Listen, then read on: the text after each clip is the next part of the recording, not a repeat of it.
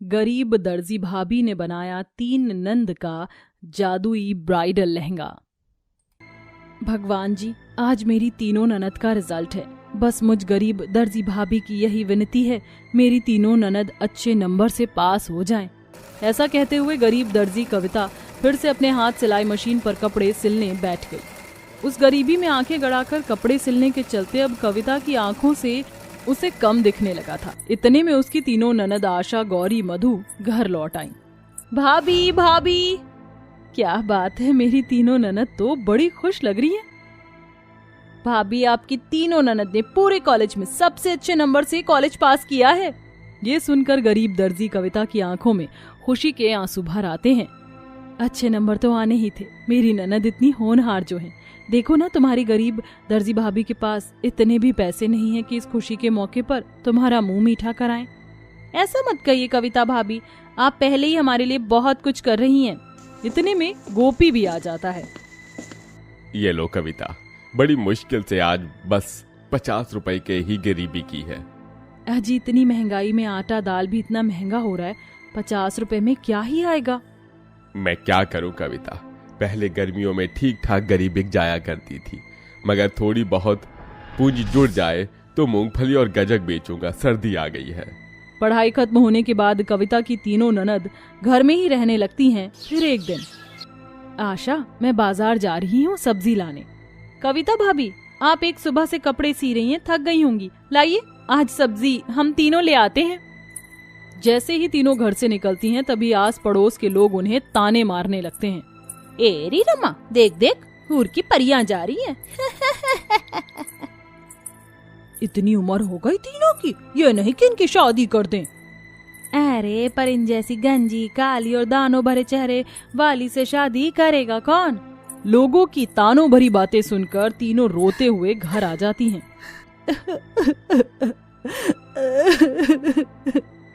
क्या हुआ, तुम तीनों रो क्यों रही हो? आशा रोते हुए कविता को सारी बात बताती है। बेचारी वह गरीब दर्जी भाभी रात भर दरवाजे पर बैठी सोचती रहती है। मुझे जल्दी से जल्दी अपनी तीनों ननद की शादी करनी होगी, वरना ये दुनिया वाले मेरी ननद को ताने मार मार कर इन्हें जीने नहीं देंगे। मगर मेरी तीनों ननद को उनकी कमियों के साथ आखिर कौन अपनाएगा। अब उनकी शादी के लिए कविता रिश्ते देखती है, मगर लड़के वाले उन्हें देखकर रिश्ते से मना कर देते हैं। बड़ी मुश्किल से उनकी शादी लीलावती के बेटों से लगती है। देखो कविता, कोई भी सुंदर नहीं है, एक गंजी है, काली है और एक के चेहरे पर दाने। ये तो मेरा बड़प्पन है जो मैं इस रिश्ते के लिए मान रही हूँ, मगर बिना दहेज के नहीं चलेगा। बस 10 लाख का दहेज और तीनों को अच्छे से शादी के जोड़े में विदा करना। अब ये कोई ज्यादा थोड़ी है। कविता दहेज देने के लिए मान जाती है और दहेज की चिंता में ही दिन रात कपड़े सीती है।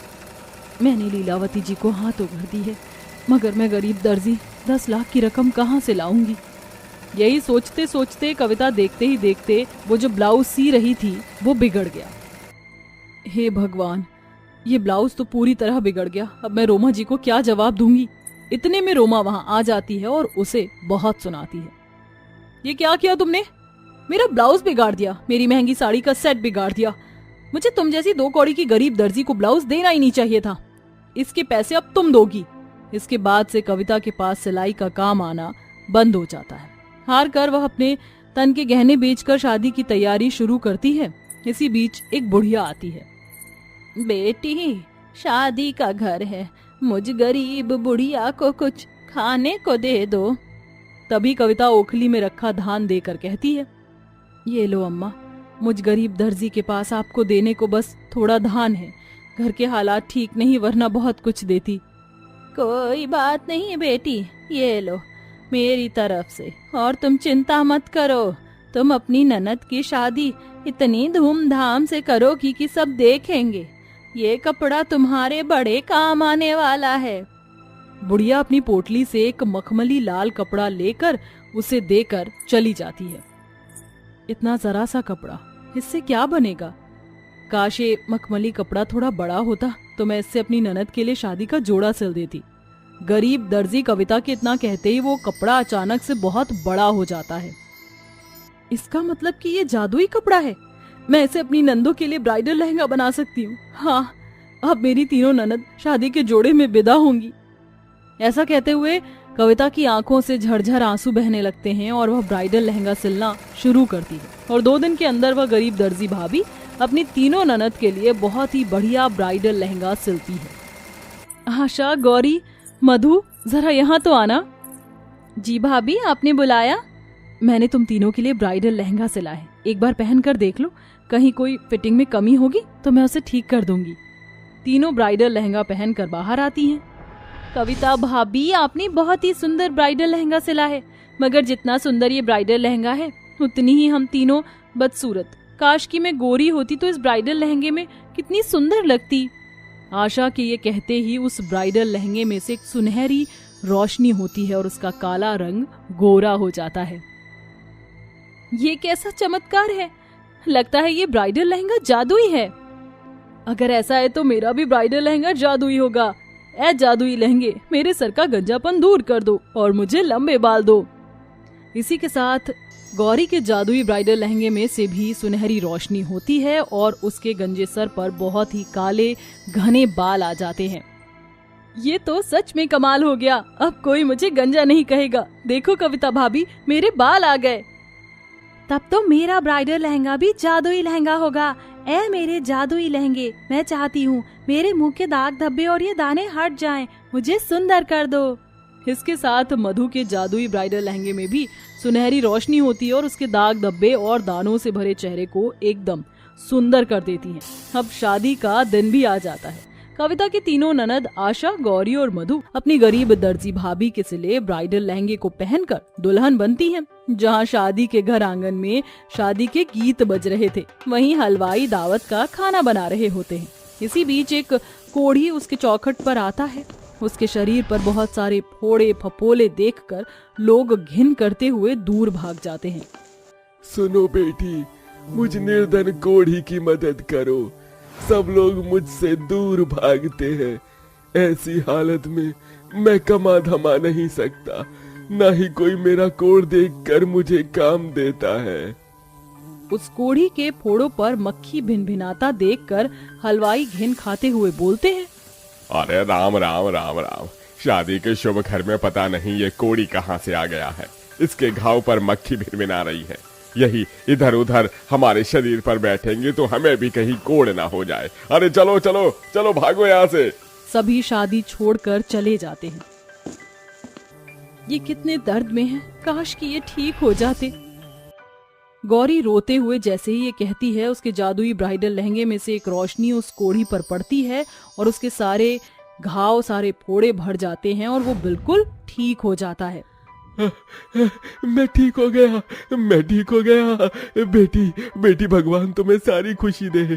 तुम तीनों की तरह आज मेरी भी बेटी की शादी है। थोड़ा मदद का हाथ बढ़ा दो, ताकि ज्यादा नहीं तो मैं गरीब अपनी बेटी की शादी के एक जोड़े में ही विदा कर सकूं। काका, मैं खुद एक दर्जी हूँ, मगर मेरे पास जो भी पैसे थे वो अपनी तीनों की शादी में लगा दिए, वरना लहंगा मैं आपको दे देती। आशा, एक बार तुम अपने जादुई ब्राइडल लहंगे से मदद मांगो। जी भाभी, ए जादुई ब्राइडल लहंगे, मुझे अपने जैसा ही एक और लहंगा दो। इतने में जादुई ब्राइडल लहंगा उसे वैसा ही लहंगा देता है। ये लो काका, ये शादी का जोड़ा आपकी बेटी के लिए। बहुत बहुत शुक्रिया बेटी, जुग जुग जीती रहो। काका, आज आशीर्वाद मुझे नहीं मेरी तीनों ननद को दीजिए। आज इनका घर बसने जा रहा है। भगवान इन्हें हर खुशी दे। बेटी बेटी, मैं चलता हूँ। भाभी, हलवाई तो दावत का खाना मिठाई सब कुछ अधूरा छोड़कर ही चले गए। अब क्या होगा, बारातियों को क्या खिलाएंगे? अब इस जादुई ब्राइडल लहंगे को हमारी मदद करनी होगी। ए जादुई ब्राइडल लहंगे, आज इस गरीब दर्जी भाभी की इज्जत तुम्हारे हाथों में है। मदद करो, हमें दावत का खाना दो।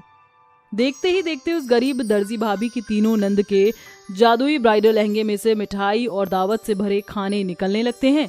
इतने में बारात भी आ जाती है।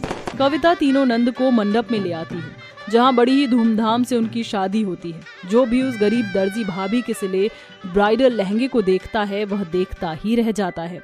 इसके बाद से दर्जी कविता को अब हाई फाई लहंगे शोरूम के लिए ब्राइडल लहंगे सिलने का ऑर्डर आने लगता है।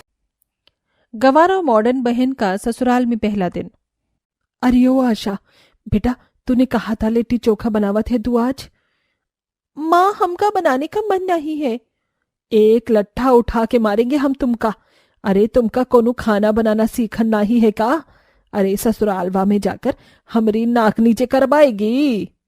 आप हमका कहीं कछु बोलत की बड़की दीदी को सिखाओ ना, उकी शादी हमसे पहले होएगी। उका तो विदेशवा वहां भेज दिया है, हमका नहीं भेजा। हम तुमका भेजे भी काहे? तुम पढ़ती कहाँ थी? लड़कों के साथ गिल्ली डंडा जो खेलत थी, इलिए हमने तुमरा स्कूलवा छुड़वा दिया। तुम दोनों के खातिर हम कितना कछु कर लें, हमका सुनने का ही मिलेगा। अच्छा ठीक है, लेक्चरवा मत दो, अब हम खाना बनावत हैं। काफी देर बहसबाजी के बाद आशा खाना बनाने चूल्हे पर चढ़ जाती है। दरअसल माँ बेटी की ये नोकझोंक अक्सर हुआ करती थी। सुमित्रा का हंसपुर नामक एक गांव में छोटा सा परिवार था। वो अपनी बड़ी बेटी किंजल को गांव की आधी पढ़ाई कराने के बाद विदेश में पढ़ने के लिए भेज देती है, ताकि गरीबी की जिंदगी से वो बाहर आ सके। पत्नी मोहन खूब किसानी का काम करता है और छोटी बेटी को पढ़ाई में खास दिलचस्पी नहीं थी, इसीलिए वो गांव में 8वीं तक की पढ़ाई पढ़ पाती है। ऐसे ही एक दिन परिवारजन खाना खा रहे थे। सुमित्रा, आज तो तुमने राजमा चावल और बूंदी का रायता बनाया है। ये तो हमारी किंजल का बहुत पसंदीदा है। काश वो हमारे पास होती, पर क्या करें, उसको पढ़ने लिखने के लिए विदेश भेजना पड़ा। जी, उसका भविष्य उज्जवल बनावत है तो दिल पर पत्थर तो रखी पड़ी। अच्छा हुआ दीदी यहाँ पर नहीं है, वरना हम का हिस्सा राजमा चावल कैसे डकोसवत। और तुमा? दरवाजा खोलते ही मॉडर्न किंजल कहती है, नहीं बेटा, अब मैं यहाँ पर आ गई हूँ, अपने हिस्से के राजमा चावल तो मैं ही खाऊंगी। Hello mom, hello hi dad, मैं वापस आ गई। अरे तू कौन सी मोमबत्ती डंडा की बात करत है? ओह माँ बाबा, इसका मतलब होता है माँ का मॉम और डैड का पापा बाबा। अब आपको इन चीजों की आदत डालनी होगी। ये तो ठीक है कि तू विदेश से पढ़कर आई है, यही कहना चाह रही है ना? पर इतने छोटे कपड़े काहे पहने हैं तूने? हमको भी सेम चाहवत है।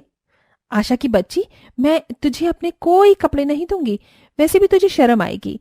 डैड ने पढ़ाई करने के लिए विदेश भेज दिया तो मुझे वहां के तौर तरीके से भी तो रहना पड़ेगा, इसलिए अब मैं ये छोटे कपड़े ही पहनूंगी। अगर तू ऐसे करबो यहाँ तो सब लोगन हमका का कहेगी? पढ़ने के लिए भेजे थे या ये छोटा कपड़ा और ये सब करने के लिए? बस मॉम, रहने दीजिए, इनफ इज इनफ। सुन रहे हो, हमसे तो ये दोनों संभलेंगी नहीं। अब आप ही इन दोनों की बिहा का कछु देखिए। अब सिर पर काहे खड़ी है? हाथ मुंह धोकर खाना खाबो। Okay fine. व्हाट? इस गर्मी में मैं नहीं रह सकती हूँ, मुझे वहीं की आदत हो गई है, इसलिए मेरा ससुराल भी मेरे कंफर्ट के हिसाब से देखना। लो, हो गई बड़की दीदी की डिमांड शुरू। अपनी माँ की बात सुनकर किंजल हाथ मुंह धोकर खाना खाती है। सालों विदेश में गुजारने के बाद अपने घर में ही अनकंफर्टेबल महसूस करती है। दिन गुजरते हैं, दोनों बहनें एक दूसरे से लड़ने लगती हैं, तो वहीं किंजल शॉर्ट ड्रेस में रहकर अंग्रेजी बोलती रहती थी। अपनी बेटी के हिसाब से सुमित्रा और मोहन अमीर घर में नितिन नाम के लड़के से उसका रिश्ता तय कर देते हैं, तो वहीं उषा देवी के छोटे बेटे केशव से आशा का रिश्ता तय हो जाता है। अगले महीने दोनों बहनों की धूमधाम से अमीर लड़कों से शादी हो जाती है। अरे वाह, मेरी दोनों बहू कितनी रूपवान है। बड़ी बहू कलश में धीरे से पैर मार और अंदर आ। अच्छा, गोल करना है, ये देखिए माँ जी, मेरा कमाल। किंजल कलश में ऐसा पैर मारती है कि वो उड़ता हुआ कलश सीधा सास के पट लगता है। अरे राम राम राम राम, फोड़ दिया मुझे। बहू, ये क्या फुटबॉल की तरह पैर मार दिया। कहा था धीरे से कलश गिरा कर अंदर आ। सॉरी माँ जी, गलती हो गई। माँ, आप ठीक तो है ना? ठीक हूँ मैं। छोटी बहू, अब तू आराम से कलश में पैर मारकर थाल में पैर रख। आशा आराम से कलश गिराकर थाल में हील्स के साथ पैर रखती है। अरे ओ बहू, बड़ी बहन ने गवारपना दिखा दिया है तो तू क्यों कर रही है? अरे हील उतारेगी तभी पैर के छाप बनाएगी। सॉरी माँ जी, हमका पता नहीं था। एक लंगड़ो एक काणी, मैं एकली से आनी। गृह प्रवेश के बाद दोनों बहू बेटे अपने अपने कमरे में चले जाते हैं। आशा जैसे ही अपने पति के कमरे में आती है तो सामने लैपटॉप को वजन नापने की मशीन समझकर जमीन पर रख उस पर चढ़ जाती है। अरे काहे इसका नंबर 1 नहीं आ रहा है? इतनी देर से हम ई पर खड़े हैं। What the? अरे ओ गवार, ये तुम क्या कर रही हो?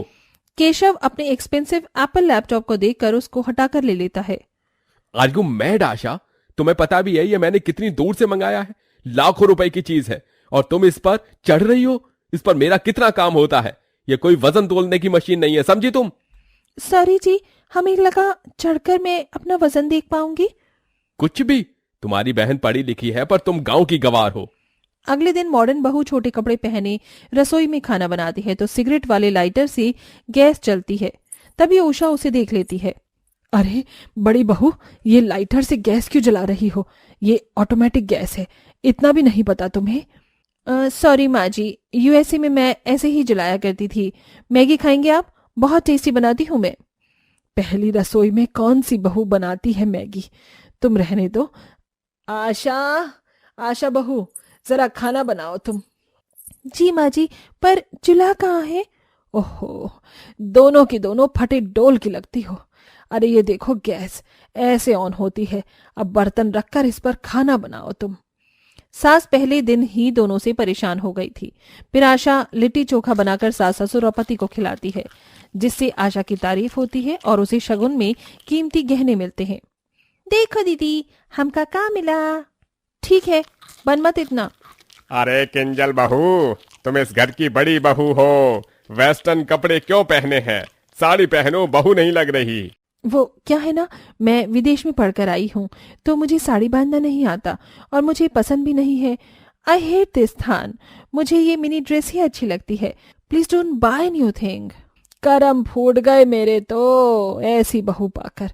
एक मॉडर्न तो दूसरी गवार है। भगवान तू ही बचा इस बला से।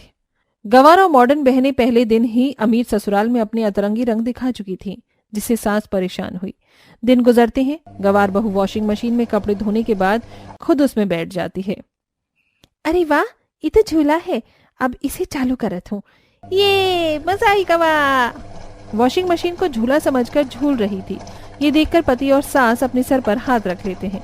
वहीं दूसरी ओर रोज रोज मॉडर्न बहू क्लब जाया करती थी और लड़के कभी बाइक तो कभी कार पर उसे ड्रॉप करने घर आते थे। ठुमका एक्सीलेंट मेरा, ग्रूवी ग्रूवी, हो जा मेरे साथ, नचांगे सारी रात सोनियो वे।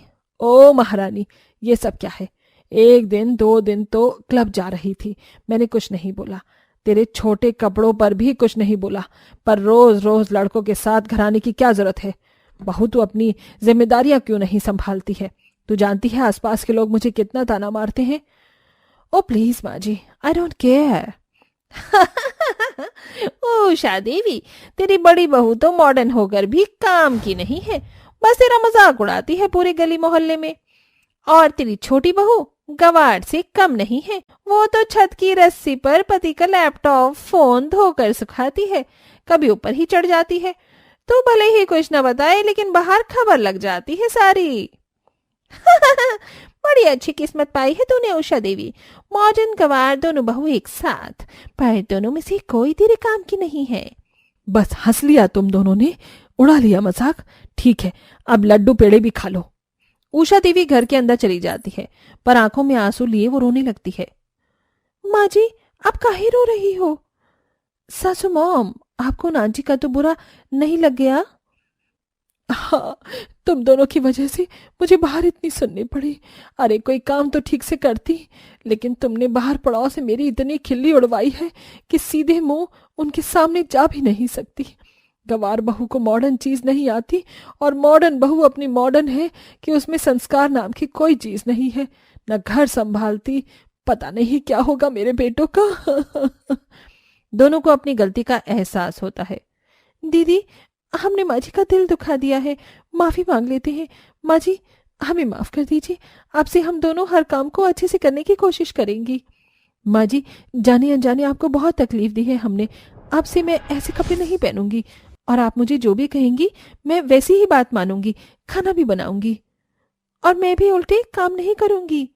मुझे खुशी है कि तुमने अपनी गलती मानकर सुधरने का फैसला किया है। इस तरह गवार और मॉडर्न दोनों बहू को अक्ल आ जाती है और उषा देवी उन्हें घर के तौर तरीके सिखाती है। और फिर क्या, मॉडर्न और गवार बहू खुशी खुशी अपने ससुराल को संभालती है।